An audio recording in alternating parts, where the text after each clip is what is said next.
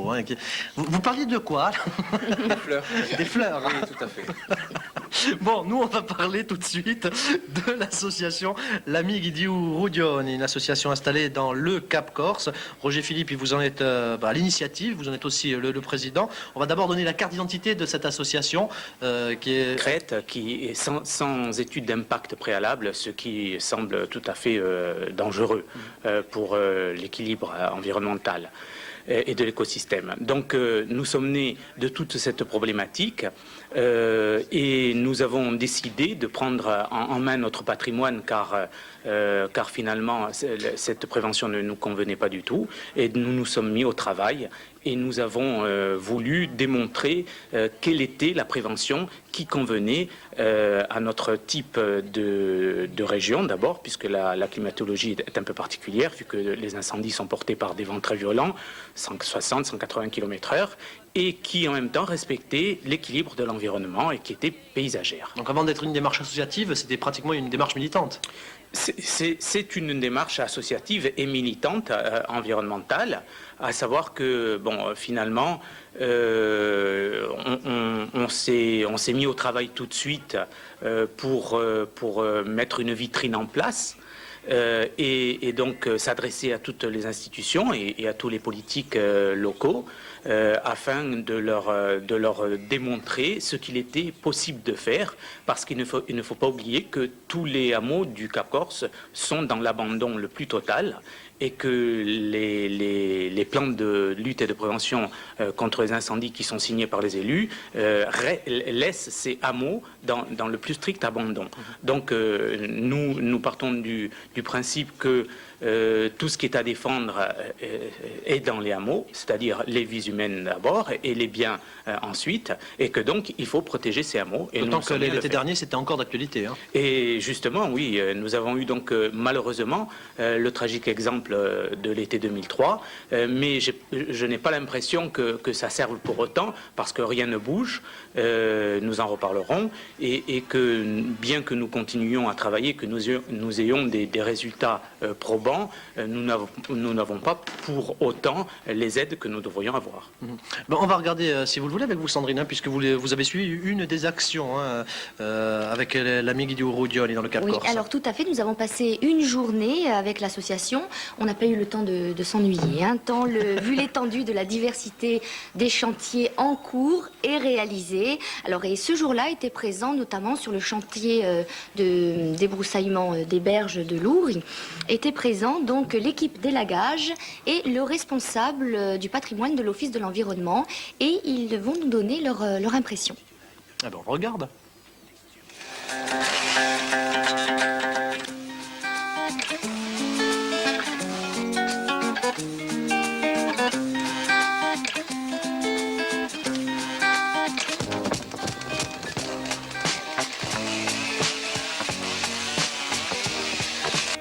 Nous sommes à Lourdes pour faire quelques élagages.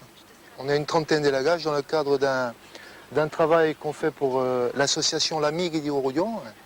L'Amiga di Rudioni, c'est une association qui est connue, qui se défend contre les incendies depuis déjà des années, plus d'une dizaine d'années. On a ce gros démaquisage à faire sur plus de 3 hectares. Prévention des risques contre l'incendie et 600 mètres de lits de rivière à nettoyer qu'on a pratiquement terminé aujourd'hui, pour prévenir les risques de débordement de crues, vous voyez. Et à côté de ça, et c'est tout notre plaisir, il y a une intervention sur les oliviers pluricentenaires qu'on trouve ici, hein, des vieux oliviers qu'on sort de l'oubli en même temps que du maquis. Hein. Et bon, pour nous, ça c'est la cerise sur le gâteau, hein, on se régale, quoi. Notre établissement soutient des initiatives territoriales en matière d'aménagement de l'espace et de protection de l'environnement. Et à ce titre, l'association Amiga di Rudioni, depuis une dizaine d'années, est connue et reconnue comme un acteur essentiel de ce type d'action dans le Cap Corse et mène à ce titre des initiatives très intéressantes, notamment parce qu'il mobilise un certain nombre de propriétaires privés. Il y en a 120 dans l'association, et de ce fait, il dégage une démarche très originale en matière d'aménagement de cet espace. Des gens comme l'équipe actuelle de l'Amiga di Rudioni, qui, encore une fois, s'inscrivent dans la durée, c'est quand même pour moi un des facteurs essentiels. Ce type d'action, il est bénéfique, oui, mais il est surtout vital. C'est une question de survie. Je veux dire, si nous n'étions pas intervenus ici, étant donné ce qu'on a pu voir l'année dernière au niveau des incendies, la châtaigneraie, l'oliveraie, on pouvait en parler peut-être au passé cette année. Hein. Celle-là d'Oliveraie, elle est sauvée. Hein. Alors, l'homme, il peut travailler dans son pays, ce qui n'est pas rien. Et la nature est sauvegardée, la beauté du pays est sauvegardée. Moi, ma conclusion, c'est de noter l'intérêt de la démarche exemplaire qui est menée par l'association. Et le travail de l'Office, c'est de repérer quels sont les critères d'exemplarité qui sont mis en avant, de façon à indiquer aux porteurs de projets éventuels sur d'autres micro-régions, les encourager à s'adresser à ce type d'association pour suivre leur modèle de développement. Puis, les objectifs qui vont encore plus loin, à savoir notre façon de voir le monde. Donc, nous, on ne voit pas le monde sans la nature. Pas possible. Et ça devient tout de suite beaucoup plus joli. Hein. On se réapproprie un petit peu tous ces endroits là, qui est envoyé par le maquis. Tout à fait. Alors vous avez vu, donc nous étions donc sur un chantier de démaquisage, d'élagage d'oliviers, et donc Roger va pouvoir nous expliquer donc concrètement, au final, quand il donc se réapproprie la terre une fois démaquisée, justement l'association comment elle agit avec ce terrain nouvellement acquis, quoi. Eh bien, un petit historique avant cela, c'est-à-dire que pour nous, et nous l'avons dit tout de suite, la prévention des incendies est intimement liée à la restauration de l'espace, mais aussi à l'occupation de l'espace et à la gestion concertée de ce même espace. Et donc nous avons en 1995 été rejoints par le monde agricole et nous avons mis en place la pluriactivité. Ça a été donc une première en Corse d'une manière transparente, puisque donc en 1994 nous avions été agrégés et sélectionnés pour le dispositif emploi vert et que nous étions devenus donc des employeurs. Et un agriculteur donc de la commune était encadrant et formateur de ses employés en insertion.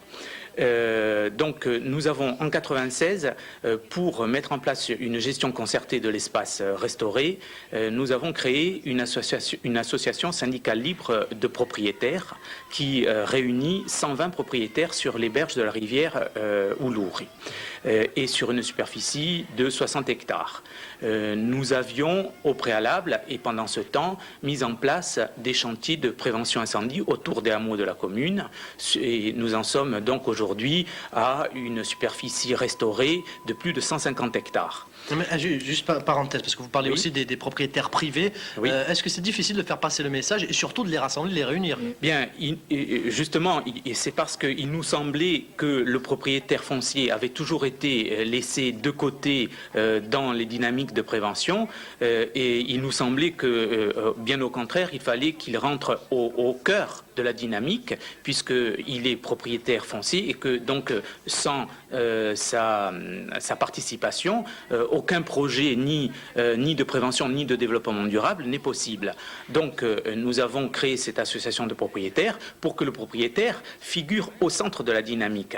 Et donc ce qui n'était pas fait auparavant parce que tous les ouvrages de prévention incendie qui étaient mis en place sur les crêtes posaient d'énormes problèmes parce que très souvent ces ouvrages étaient mis en place sur des propriétés privées sans l'accord du propriétaire. Donc nous avons commencé par... Ça, on a bien compris que ça vous a plus qu'agacé, hein, ça oui, c'est clair. Non, mais aujourd'hui ça a changé, concrètement ça a changé. Oui, ça a agacé d'une part, mais c'est voué à l'échec aussi parce que aujourd'hui ça a changé parce qu'il y a une gestion concertée de cet espace et à partir du moment où vous avez l'aval des propriétaires, vous pouvez aller bien au-delà qu'une restauration et qu'un débroussaillement, c'est-à-dire vous pouvez mettre en place une nouvelle vocation pour ces terres. Donc nous avons mis en place des plantations, 550 arbres qui ont été plantés sur 7 hectares, des clôtures ont été mises en place pour des packages donc clôturés pour installer donc des agriculteurs éleveurs. Nous avons traité la restauration d'une oliveraie très très importante sur les berges de cette rivière et depuis donc nous constatons que des agriculteurs ramassent ramasse les olives. Une apicultrice s'est installée aussi. Nous avons mis en place un parcours de santé. Voilà, Donc, ça a l'air positif. Maintenant, oui. la diversité de Oui. l'association, c'est de proposer aussi des sentiers, c'est bien ça? Et non, mais il y a aussi donc le parcours de santé qui fait quand même plus de 2 hectares et qui est totalement intégré dans la nature. Oui. Donc c'est quand même un point positif. Donc, nous avons voulu mettre en place parallèlement des produits qui participent au développement durable du territoire. Et nous avons aussi mis en place un réseau de 100 km de chemins de randonnée, ça c'est très important, que nous entretenons chaque année, que nous avons ouvert et que nous entretenons, des anciens chemins muletiers. Et puis nous avons mis en place un site école d'escalade sur le piton rocheux de la tour de Sénèque.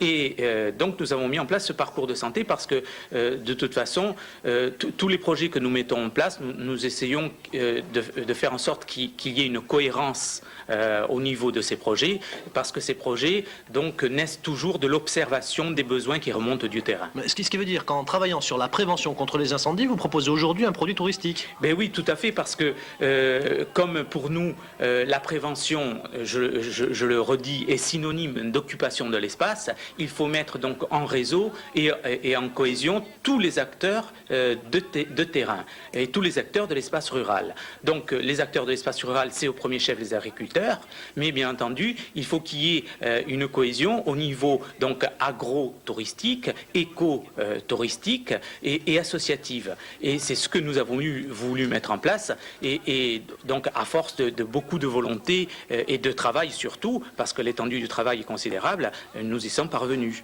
Bon, le temps passe très vite, hélas. En tout cas, un bel exemple et apparemment de réussite sur le Cap Corse. Tout ceci a un coût. L'association, on va être matériel, c'est mon credo ça. Vous prenez où les sous pour démaquiser, débroussailler, entretenir? Oui, alors c'est certain qu'au départ, donc, on était dans la dynamique insertionnelle. Pendant 10 ans, nous avons été plaque insertionnelle du Cap Corse. Mais aujourd'hui, donc, la récession économique des instances gouvernementales fait en sorte qu'on ne peut plus mener cette insertion.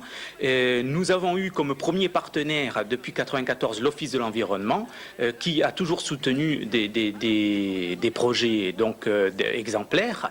Malheureusement, nous sommes donc dans l'archaïsme le plus total au niveau politique local, c'est-à-dire que nous avons la première communauté des communes de Corse qui est née à Lourdes, donc qui ne fonctionne pas du tout, qui est totalement dans le virtuel. Et je vous donne 2 petits exemples. C'est qu'elle a son siège à Bastia, c'est-à-dire en dehors de son territoire, c'est-à-dire qu'elle génère de l'économie sur un territoire qui est riche déjà et qui n'en a pas besoin. Et de plus, son président vit à 1000 km, c'est-à-dire travaille à Paris et vit à Paris. Donc, à partir de cela, il est impossible de mettre en place une cohésion au niveau du développement durable. On constate donc qu'ils ne sont pas du tout concernés par le développement durable et nous devons, nous débrouiller tout seuls. Alors, nous nous débrouillons malgré tout plus ou moins, c'est-à-dire que comme nous avons des projets diversifiés, nous faisons appel à des subventions diversifiées. Le Conseil général, donc pour certains projets, la direction départementale de la jeunesse, pour le parcours de santé aussi, pour la signalétique, et l'Office de l'environnement surtout, qui est le principal acteur financier de tous nos projets. Et prendre peut-être un petit peu d'argent en proposant ces sentiers de randonnée et ces points d'escalade, etc., etc. Oui, c'est certain que... Ça sera infime, mais bon, c'est toujours ça. Oui, disons que par rapport au travail de prévention de proximité des incendies, parce que, je le répète, nous nous établissons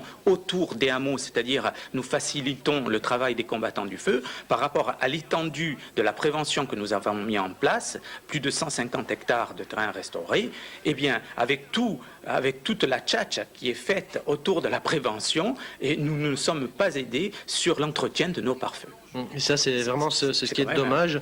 Alors que bon, pour l'instant, en tout cas, vous avez fait la preuve de la possibilité de réussir avec une action de prévention qui aboutit donc aussi sur un produit touristique, mais aussi création d'emplois et puis qui permet de découvrir un cadre fabuleux. Et puis, je voudrais juste vous tirer un petit coup de chapeau aussi, parce que je sais que vous avez réussi à mettre les chasseurs d'accord dans votre région, ils ramassent leur douille de cartouches en plastique. Eh bien, il est vrai que nous avons le... Et vous avez 20 secondes. Nous avons voulu, je suis chasseur moi-même, donc nous avons voulu justement mettre une fois de plus en cohésion les chasseurs qui sont les chasseurs qui se respectent, qui sont des gestionnaires de l'espace eux aussi, et nous avons voulu démontrer que les défenseurs de l'environnement ne sont pas du tout opposés et ne sont pas du tout à mettre en opposition avec les chasseurs, bien au contraire. Et donc nous avons mené une campagne de prévention avec la société de chasse La Bécasse à Lourdes pour que les jeunes chasseurs surtout ramassent leurs cartouches qui jusque-là jonchaient considérablement les terrains restaurés. Donc nous avons mis en place une affiche de prévention. Et qu'on a vu à l'image. Et nous commençons à avoir des résultats positifs et c'est très encourageant. En tout cas, pour conclure, excusez-moi Laurent, en tout cas c'est une association qui a été quand même, et ça on n'en a pas parlé, reconnue même au niveau européen. Eh bien, si nous sommes ignorés par nos politiques locaux, par contre nous sommes reconnus par les acteurs nationaux, puisque nous avons reçu le premier prix régional de la Fondation Vivendi pour la création d'emplois en milieu rural, en pleine déprise, et nous avons reçu le premier prix national de la Fondation Sarrazin, qui fait partie de la Fondation de France et affiliée au ministère de l'Agriculture, pour justement la gestion concertée d'un espace rural en territoire en totale déprise. Donc ceci, quand même, nous rassure un petit peu. Oui. Voilà. En tout cas, ici, vous nous aurez tous convaincus, parce que pour le bien fondé de cette association, il n'y a qu'à vous écouter parler. On sent qu'il y a des gens passionnés derrière vous, et ça, c'est très très bien. amigidiurudioni@wanadoo.fr si vous voulez leur envoyer des mails ou bien les appeler au 04 95 35 05 04, et pour le même prix, vous avez même le numéro du fax à l'antenne. Vous restez avec nous. Ils ont aussi un site internet sur un moteur de recherche. Voilà, sur un moteur de recherche, vous allez réussir à les trouver. Vous restez avec nous, bien sûr, avant de retrouver Franck Bruno. Moi, j'ai deux, trois infos à vous donner. Je vais le faire vite.